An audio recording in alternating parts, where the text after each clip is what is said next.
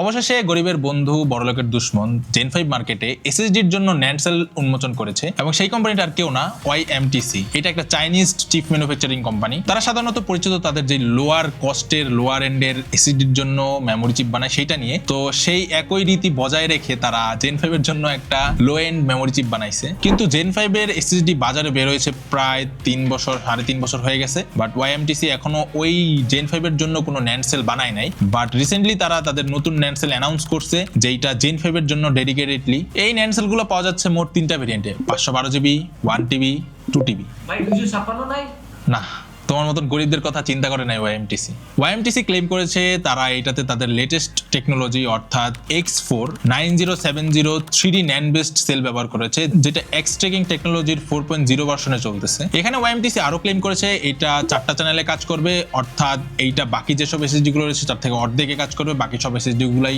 8টা চ্যানেলে কাজ করে। তো এই কারণে এইটার আপনার লো পাওয়ার কনজাম করবে এবং টেম্পারেচারও কম থাকবে। এটা স্বাভাবিক জিনিস, যেটা চ্যানেল বেশি হাই পাওয়ার নেবে, টেম্পারেচার বেশি থাকবে, যেটা চ্যানেল কম লো পাওয়ার নেবে, টেম্পারেচার কম থাকবে। আর এর ফলে এইটার স্পিডও কম হয়েছে, কারণ নর্মালি জেন 5 এর যে এসএসডি গুলো রয়েছে সেগুলোর স্পিড বা সেই ন্যান্ড সেলের স্পিড গুলো থাকে 14000 15000 মেগাবাইট পার সেকেন্ড, কিন্তু এইটার ক্ষেত্রে হয়ে গেছে সিকোয়েন্সিয়াল রিড স্পিড হলো 10500 মেগাবাইট পার সেকেন্ড এবং সিকোয়েন্সিয়াল রাইট স্পিড হলো 10000 মেগাবাইট পার সেকেন্ড। তো বুঝতেই পারতেছেন যে এখানে প্রায় 4000 5000 এমবিএস এর একটা গ্যাপ রয়েছে। আসলে ওয়াইএমটিসি চাইনিজ কোম্পানি দেখাই এসব লো এন্ড জিনিস বানায় যাতে গরিব মানুষরাও একটু বড় জিনিসের স্বাদ নিতে পারে। ওই যে বামুন হয়ে চাঁদ ধরার ইচ্ছা যেরকম থাকে, আপনি গরিব হয়ে জেন 5 এসএসডি কিনবেন কিন্তু আপনার খরচ করা লাগবে 50-60 হাজার টাকা, সেখানে ওয়াইএমটিসি সেলুলার এসএসডি হয়তো 30,000 টাকাও পেতে পারেন। যখন এসএসডি প্রাইস কমবে তখন এগুলোর প্রাইস অবশ্যই বাকি এসএসডির তুলনায় কম থাকবে। সেই হিসাবে চাইনিজ এই কোম্পানিকে আমরা একটা সাধুবাদ জানাতে পারি। কিন্তু এখানে অন্যান্য যে এসএসডি গুলোতে হাই এন্ড চিপ ব্যবহার করা হয় সেগুলোর তুলনায় এই ন্যান্ড সেলের যে এসএসডি গুলো তৈরি হবে সেগুলোর পারফরমেন্স অবশ্যই কম পাবেন। তো ওই হিসাবে প্রাইস এবং পারফরমেন্সে জিনিসটা জাস্টিফাই